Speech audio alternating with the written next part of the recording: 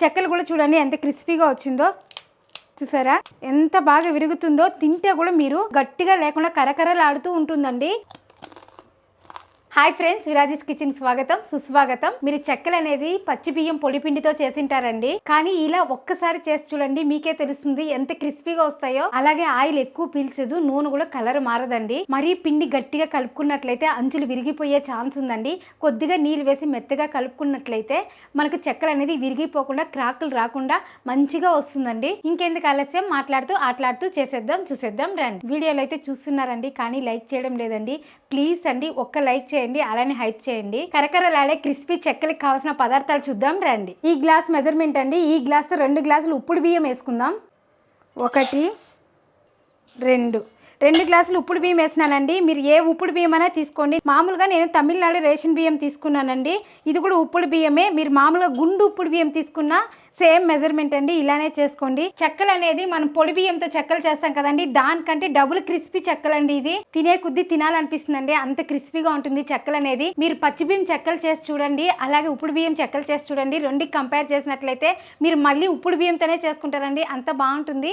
ఈ బియ్యాన్ని బాగా కడిగేసి ఒక నైట్ అంతా నానపెట్టినామంటే మెత్తగా మెదుగుతుందండి. మాకు అంత టైం లేదక్క అన్నట్లయితే మినిమం 4 గంటలన్నా నానపెట్టండి. మళ్ళీ మనము నీళ్ళు ఎక్కువ వేయకుండా కొంచెం గట్టిగా పట్టించాలండి. నేను నైట్ నానపెట్టేసి ఇక్కడ పిండి పట్టించేసానండి. చూడండి, పిండి కూడా నేను గట్టిగా పట్టించినానండి, ఎక్కడ నీళ్ళు లేకుండా. బియ్యం వేసేటప్పుడు తేమ వస్తుంది కదండి, ఆ తేమతోనే పట్టించినాను. మీరు అనుకోవచ్చండి ఇది కొంచెం మెత్తగా ఉంది అక్క, ఎలా అక్క పబ్బిలలు చేస్తారని కూడా అనిపిస్తుందండి. దీనికి వేయాల్సిన పదార్థాలు అన్నీ వేసినట్లయితే మనకు పిండి అనేది గట్టిగా వస్తుందండి. ఏ గ్లాస్తో అయితే బియ్యం తీసుకున్నామో అదే గ్లాస్తో 1/2 గ్లాస్ ఉద్దిపప్పు అండి. ఇక్కడ నేను దబ్బపప్పు తీసుకున్నాను, మీరు గుండైనా తీసుకోండి, దబ్బైనా తీసుకోండి, సేమ్ మెజర్మెంట్ అండి. 1/2 గ్లాస్ ఉద్దిపప్పును కూడా మనము బాగా వేయించేసి పొడి కొట్టుకోవాలండి. 1/4 గ్లాసు పల్లీలండి, ఇవి కూడా వేయించలేదు, అలాగే తీసుకున్నాను. ఇది కూడా కొద్దిగా వేయించేసి ముక్కలుగా పౌడర్ చేసుకోవాలి. అలాగే వీటితో పాటు 3 స్పూన్లు పచ్చనిపప్పు అండి, ముందుగానే కడిగి నానపెట్టేసినాను. ఇది మనం అన్ని చేసుకునే ముందుకి ఇంకొంచెం నానాలండి, నానిపోతుంది. అలాగే 7 ఎండుమిరపకాయలు. మీకు ఇందులోకి తెల్లగడ్డ నచ్చుతుందంటే తెల్లగడ్డ కూడా కచ్చాపచ్చా దంచి వేసుకోండి, చాలా బాగుంటుంది. కావాలంటే మీరు మిరపకాయల బదులు కారం కానీ వేసుకోవచ్చండి. కారం వేసేదాని వల్ల చెక్కలు అనేది కలర్ తిరుగుతుందండి, కాబట్టి నేను మిరపకాయలు తీసుకున్నాను. ఈ మిరపకాయలు కూడా మనం పౌడర్ చేస్తాం కదా పల్లీలు, దాంతోనే వేసి ముక్కల పౌడర్ చేసుకున్నట్లయితే చాలా బాగుంటుంది. ఇప్పుడు ఉద్దిపప్పు వేయించుకుందాం. ఇది కూడా మంచి గోల్డెన్ కలర్ రావాలండి. ఇది వేగినాక మనకు స్మెల్ అనేది మంచిగా వస్తుంది, అప్పుడు స్టవ్ ఆఫ్ చేసుకోవాలండి. చాలా మంది పొడి పిండితో చెక్కలు చేసింటారండి, కాకపోతే ఇలా ఉప్పుడు బియ్యంతో చేసినారంటే చాలా బాగుంటుందండి, ఎక్కువ రోజులు కూడా నిలువ ఉంటుంది. చాలా మంది చెక్కలకి ఉద్దిపప్పు వేయరండి, కాకపోతే ఈ చెక్కలకి ఈ ఉద్దిపప్పు వేసేదాని వల్ల ఎక్స్ట్రా క్రిస్పీ దాన్ని వచ్చి తినే కొద్దీ తినాలనిపిస్తుందండి. కాబట్టి మీరు ఇలా ఉద్దిపప్పు వేసి ఉప్పుడు బియ్యం నానపెట్టుకొని మీరు చేసి పెట్టుకున్నట్లయితే అప్పుడే చేసిన చెక్కల లాగానే ఉంటుందండి, అంత క్రిస్పీగా ఉంటుంది. చూడండి, ఇలా కలర్ తిరగాలండి ఉద్దిపప్పు అనేది. ఇప్పుడు దీన్ని తీసేద్దాము. బాగా చల్లారి పెట్టుకొని పౌడర్ చేసుకోవాలి. ఇదే కడాయిలోనే పల్లీలు వేయించుకుందాం. పల్లీలు వేసేదాని వల్ల చాలా బాగుంటుందండి మనకు చెక్కలు అనేది. పల్లీలు అనేది మరీ ఎక్కువగా వేయించకుండా ఒక 1/4 భాగం వేగితే సరిపోతుంది. ఈ మాత్రం వేగితే సరిపోతుందండి పల్లీలు కూడా. దీన్ని కూడా తీసేద్దాం. దీంతోనే మిరపకాయలు కూడా కొంచెం ఉడుకు చూపించుకుందామండి. మెత్తగా ఉంటాయి కదా, కొంచెం క్రిస్పీగా వచ్చేలాగా. స్టవ్ ఆపేస్తున్నాను, ఈ వేడికే సరిపోతుంది. ఇప్పుడు వీటినంతా చల్లారి పెట్టి మనం పౌడర్ చేసుకోవాలి. ఇది వచ్చి మామూలుగా పౌడర్ చేసుకోవాలండి, కొంచెం మెత్తగానే. ఇది వచ్చి కొంచెం బరకగా అండి, అక్కడక్కడ పల్లీలు కనిపించేలాగా చేసుకున్నట్లయితే తినేటప్పుడు పంటి కింద తగిలినప్పుడు చాలా బాగుంటుంది. బాగా చల్లారిందండి, ఇప్పుడు మిక్సీ పట్టుకునేద్దాం. ఉద్దిపప్పు ఇంత మెత్తగా పట్టుకుంటే సరిపోతుందండి. మన ఉప్మా రవ్వ ఉంది కదా, దానికంటే ఇంకొంచెం మెత్తగా ఉంటే సరిపోతుంది. ఇప్పుడు ఇందులోకి వేసేద్దాము. ఇందులోకి ఎండుమిరపకాయలు, పల్లీలు, ఇవి 2 కచ్చాపచ్చాగా పౌడర్ చేసుకుందామండి. చూడండి, ఇలా కచ్చాపచ్చా చేసుకోవాలండి, అప్పుడే బాగుంటుంది మనకి చెక్కలు అనేది. ఇప్పుడు ఇందులోకి వేసేద్దాం. మామూలుగా మనం పొడి పిండి కలుపుకునేట్లుంటే వేడి నూనె కాల్చి పోస్తాం కదా, దీనికి వేడి నూనె పోయాల్సిన అవసరం కూడా లేదండి. అలాగే రుచికి సరిపోయినంత సాల్టు. ఇందులోకి నానపెట్టుకున్నాం కదా పచ్చనిపప్పు, ఇది కూడా వేసేద్దాం. ఇప్పుడు దీన్ని కలుపుకుందామండి. మనకి ఇంకా పిండి అనేది గట్టి పడుతుందండి. ఇప్పుడు ఇవన్నీ పౌడర్ చేసి వేసాం కదా, కాబట్టి పిండి అనేది గట్టి పడుతుంది. మీరు కావాలంటే రోట్లో కూడా రుబ్బుకోవచ్చండి, మిక్సీకి కానీ వేసుకోవచ్చు. కాకపోతే నీళ్ళు అనేది తక్కువగా వేసుకోవాలి. నేను చూపించాను కదా, అంత మెత్తగా వేసుకున్నట్లయితే మన కలిపే కుందరికి గట్టిగా వస్తుంది.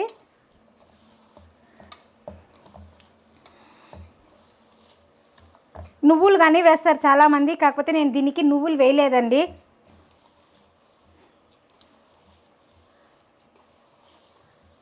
నేను వేసిన మిరపకాయలు అంత కరెక్ట్గా వేసానండి. దీనికి ఈ పిండికి బాగా కలిసేలాగా కలుపుకోవాలి మనము. చేతికి కూడా చూడండి ఎక్కడ అంటుకోలేదు, నీట్గా ఉంది. ఇంకా కూడా మనం కొద్దిగా నీళ్లు చల్లుకోవాలనిపిస్తుంది.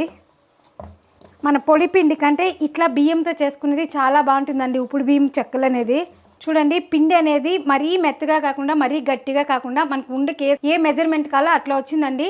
చూసారా, ఇలా ఉండ చేసుకున్నట్లయితే మీకు రౌండ్గా ఉండ రావాలండి, అప్పుడు కరెక్ట్ మెజర్మెంటు. మీరు చేత్తో ఇలా అన్నట్లయితే మనకి వేలు అనేది హోల్ రావాలండి, అప్పుడు కరెక్ట్గా మెజర్మెంట్ అనేసి. పిండి అయితే కలిపేసాము, దీన్ని పక్కన పెట్టేసి నూనె పోసి పెట్టుకొని ఉండలు చేసుకుందాం. ఆయిల్ కూడా బాగా వేడెక్కాలి. ఇప్పుడు మనకి ఏ సైజు కావాలో ఆ సైజు ఉండలు చేసుకుందామండి. నేను ఇక్కడ చిన్నగానే చేస్తున్నానండి, మరీ పెద్దగా చేయలేదు, కాబట్టి ఈ సైజు ఉండలు చేస్తున్నాను. చూడండి చూడండి, మనం ఉండలు చేసినా కూడా అక్కడక్కడ ఎండుమిరపకాయలు కనిపిస్తూనే ఉంది కదా, అది బాగుంటుంది అలా ఉంటే.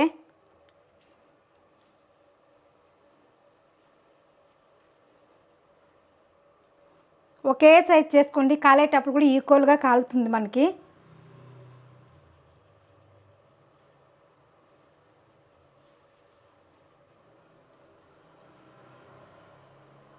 ఇలా చేసి పెట్టుకున్నట్లయితే గబగబాని తట్టి వేసేయచ్చండి.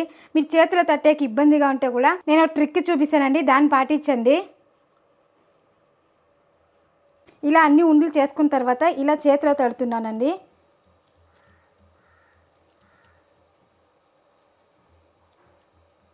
మీకు ఇంకొంచెం మెత్తగా కావాలంటే కూడా కలుపుకోండి.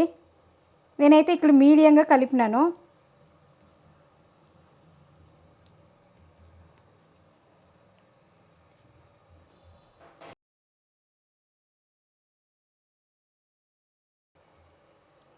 ఉండలు చేసుకునేసినామంటే వేసి కాల్చుకునే కుందరికి ఇంకొకసారి తట్టుకునేయచ్చండి. సైడ్ కానీ క్రాక్స్ వస్తే ఇలా అడ్జస్ట్ చేసుకోండి. మరీ మెత్తగా కలుపుకున్నట్లయితే మనకి వెత్తేటప్పుడు విరిగిపోతుందండి, కాబట్టి నేను ఇట్లా గట్టిగా కలుపుకున్నాను. ఈ చెక్కలకు వచ్చి మనకు నూనె ఎక్కడ పీల్చుకోదండి, కాబట్టి నేను అందుకే ఉప్పుడు బియ్యంతో చేస్తున్నాను. నూనె కాగింది, ఇప్పుడు చెక్కలు వేసుకునేద్దాం.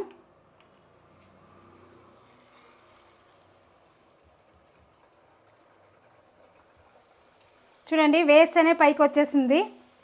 ఇప్పుడు ఇంకొకటి వేసుకుందాం. మీరు ఇలా నూనె కవర్ తీసుకునే దానివల్ల ఇట్లా తీసే కూడా ఈజీగా వస్తుందండి. అలాగే మనం మరీ మెత్తగా కలపలేదు కదా, చెక్కలు అనేది ఎక్కడ విరిగిపోదు. చూసారా, ఫస్ట్ వేసింది తిప్పిద్దాం.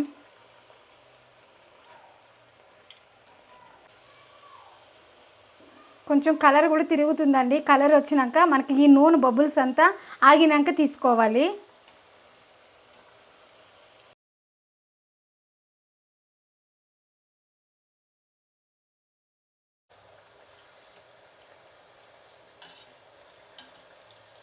మీ చెక్కలు ఎక్కడ విరిగిపోవండి. ఇలా మీకు క్రాక్లు వస్తే నచ్చదు అంటే కొంచెం నీళ్ళు వేసుకొని చూసి కలుపుకోండి, అప్పుడు ఇట్లా రావు. కాలిపోయి వచ్చిందండి, ఇంక కొంతసేపు ఉంటే సరిపోతుంది. కాలిపోయిందండి, ఇప్పుడు తీసేద్దాం. చూడండి, ఎక్కడ విరగలేదు చెక్కలు అనేది. ఇప్పుడు నేను కొద్దిగా నీళ్ళు వేసి కలిపానండి, ఇది చూద్దాము. ఇదైతే ఎక్కడ క్రాచెస్ రాలేదండి. మీకు అంటుకుంటా ఉంది అనిపిస్తే కొద్దిగా నూనె అప్లై చేసుకోండి.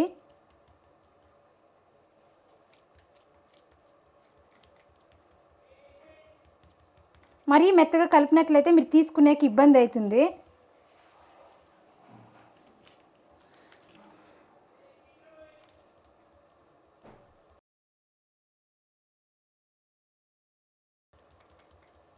మనం చెక్కలు కాలినాక తీసి పక్కన పెట్టేసి తట్టుకున్నామండి, అలా చేయొద్దండి.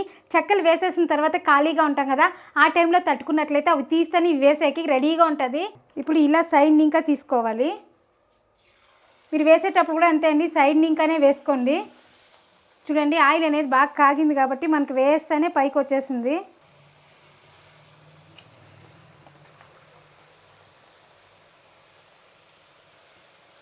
ఇప్పుడు ఫస్ట్ వేసి తిప్పించుకుందాము.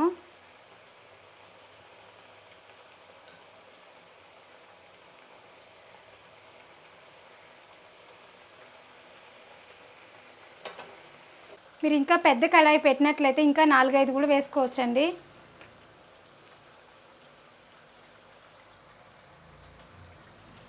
ఇలా కాలుస్తానే ఇలా మనం ఒత్తుకోవాలండి. మరీ లావుగా కూడా ఒత్తుకోవద్దండి, మనకి మెత్తగా ఉంటుంది. మీడియంగా ఒత్తుకుంటేనే అండి, మరీ పలుసగా ఒత్తినట్లయితే తీసేటప్పుడు విరిగిపోతుంది. ఇలా రౌండ్గా ఒత్తుకోవాలి. మీరు పేపర్ కొంచెం ఆయిల్ అప్లై చేసుకోండి. అలాగే దీన్ని తిప్పించుకుందాం.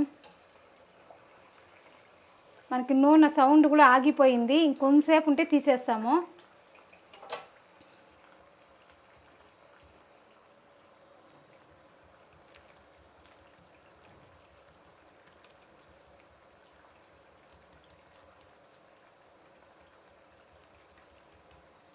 ఇప్పుడు ఇవి కూడా కాలిపోయినాయి, తీసేద్దాం. చూడండి చెక్కలు చూడడానికి గోల్డెన్ కలర్లో ఎంత బాగున్నాయో. మీరు ఉప్పుడు బియ్యం అని చెప్తే కానీ తెలియదండి, అంత డౌట్ లేకుండా అంత బాగా వస్తుంది. వాళ్ళే అడుగుతారండి మీరు ఎలా చేసినారు అని, మీరు ఎవరికైనా పెట్టినా కానీ. ఇప్పుడు ఇవి వేసుకుందాం.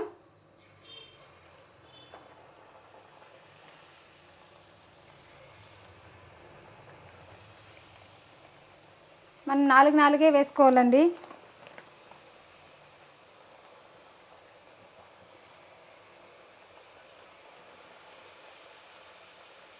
ఫస్ట్ వేసి తిప్పించుకుందాం.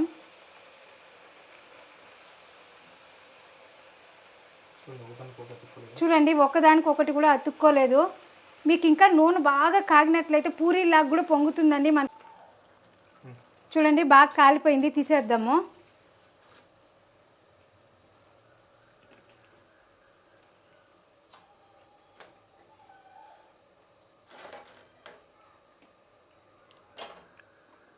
మీకు ఇలా తట్టుకొని వేసుకోవడం కష్టంగా ఉంటే నేను ఇంకొక ట్రిక్ చూపిస్తానండి, దాన్ని ఫాలో అవ్వండి. అది ఇంకా ఈజీగా అయిపోతుంది. అదేంటంటే ఇలా ఉండలు పెట్టుకునేయాలండి, 4 ఉండలు. మీకు పేపర్కి ఎన్ని అవుతుందో అన్ని, అలాగే కడాయిలో ఎన్ని పడుతుందో అన్ని అండి. దానిపైన ఇలా ఒక పేపర్ పెట్టుకునేసి ఇలా ఒక క్యారెట్ తీసుకోవాలి. అది కూడా ఇట్లా ఫ్లాట్గా ఉండాలి, అప్పుడే బాగా వస్తుంది. దీనిపైన ప్రెస్ చేసినట్లయితే మనకు కరెక్ట్గా వస్తుందండి. చూసారు కదా, చూడండి ఎంత బాగా వచ్చిందో. మీకేమైనా ఎక్కడైనా లావుగా ఉందనిపిస్తే కొంచెం ఇలా తట్టుకోండి, సరిపోతుంది. ఫాస్ట్లో అయిపోతుందండి, అంతే.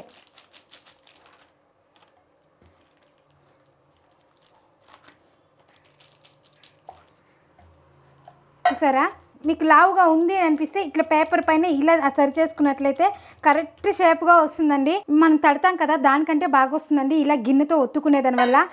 చూడండి ఫుల్ రౌండ్గా చాలా బాగుంది. ఇప్పుడు దీన్ని తీసి వేసేద్దాం ఒకటొకటిగా. మనం తట్టిన దానికంటే ఇంకా పలుసుగా ఉంది ఇది, ఇంకా ఫాస్ట్లో కూడా అయిపోతుందండి మీకు ఇది.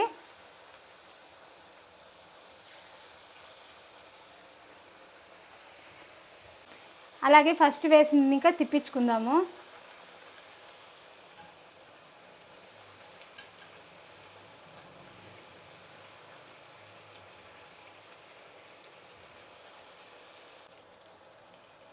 చాలా ఫాస్ట్లో కూడా వేగిపోతుందండి చెక్కలు అనేది.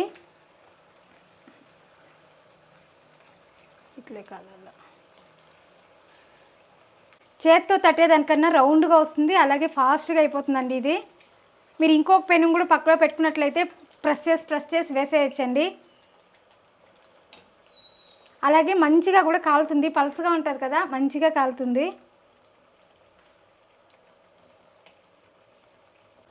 చూడండి కాలిపోయింది, తీసేద్దాము.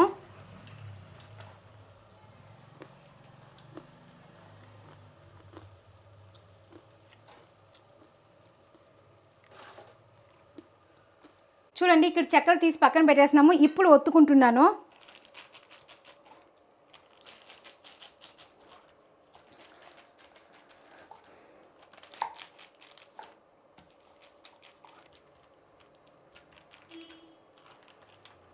అంతే అండి, ఈజీగా అయిపోయింది. చూసారా, ఇప్పుడు తీసి వేసేద్దాం.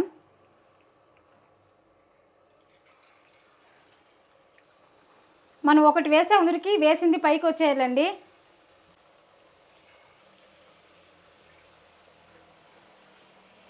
ఇప్పుడు తిప్పించుకుందాము.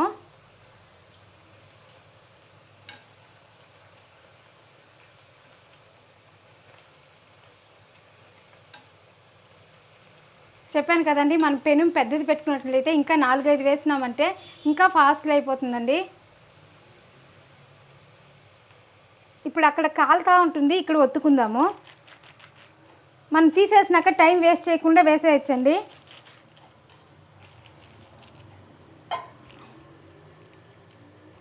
చూసారండి ఎంత బాగా వచ్చిందో రౌండ్గా. చూసారా 10 సెకండ్లో ఒత్తుకునేసినాము.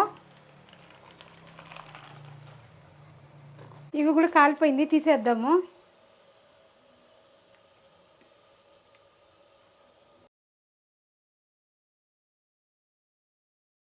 అన్నీ ఇలానే కాల్చుకునేద్దామండి. మీకు చూపిస్తానండి ఎంత ఎక్స్ట్రా క్రిస్పీ వచ్చిందనేసి. మామూలు పొడి బియ్యం పిండితో పోలిస్తే ఈ ఉప్పుడు బియ్యంతో చాలా క్రిస్పీగా వస్తుందండి. చూడండి ఇన్ని చెక్కలు చేసినాం కదా, మనకు ఆయిల్ అయితే ఎక్కడ కలర్ మారలేదండి. అలాగే ఆయిల్ కూడా పీల్చలేదండి. చెక్కలు కూడా చూడండి ఎంత క్రిస్పీగా వచ్చిందో. చూసారా ఎంత బాగా విరుగుతుందో. తింటే కూడా మీరు గట్టిగా లేకుండా కరకరలాడుతూ ఉంటుందండి. చూడండి ఎంత క్రిస్పీగా వచ్చిందో. చూసారా చూడండి ఎంత క్రిస్పీగా ఉందో. ఎక్కడ మనకు పచ్చితనం లేకుండా బాగా కాలిందండి. అలాగే చూడండి ఎంత క్రిస్పీగా ఉందో. చాలా క్రిస్పీగా ఉందండి. మీరు ఇలానే ట్రై చేయండి. మీకు ఎలా కుదిరింది అనేది ఒక చిన్న కామెంట్ చేయండి. అంతే అండి, మనం ఏం చేసినా ఫాస్ట్లోను, టేస్ట్లోను, క్వాలిటీలోను ఎందులోనూ రాజీ పడకూడదండి. ఎందులో రాజీ పడదు, మీరు రాజీ పడకండి. ఇలాగే క్రిస్పీ చెక్కలు లాగానే మన ఛానల్లో క్రిస్పీ మురుకులు ఉన్నాయండి. ఇన్స్టెంట్గా చేసుకోవచ్చు. ఇక్కడ ఉంది, క్లిక్ చేసి చూడండి. మరొక వీడియోలో మళ్ళీ కలుద్దాం. బాయ్.